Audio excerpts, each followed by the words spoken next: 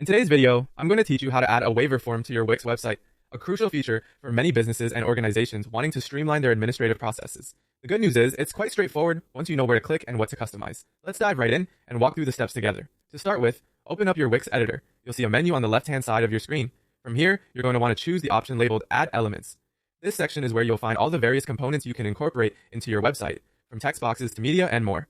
Next up, within the Add Elements menu, locate and click on Contact and Forms. This is where Wix stores its form building tools and elements, making it easy to access pre-made templates or to start from scratch with new forms.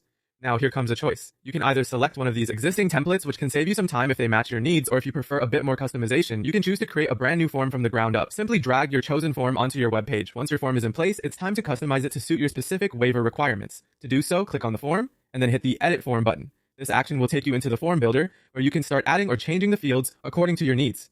For a waiver, it's crucial to incorporate a text box where the terms and conditions of the waiver can be clearly laid out for your users to read.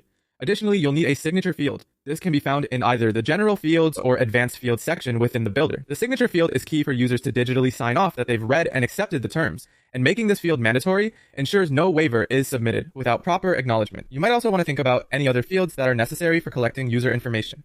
Common fields included might be names, emails, and contact numbers, anything you deem necessary for record keeping or follow-up. After you've tailored the form to your liking, the final step is simple but crucial. Click Save.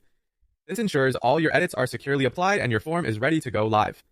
That wraps up our guide on adding a waiver form to your Wix site. By following these directions, you'll be able to create a functional and effective waiver process that integrates seamlessly into your web experience. Thank you for watching, and I hope you found this walkthrough helpful. If you have any questions or need further assistance, feel free to reach out or leave a comment.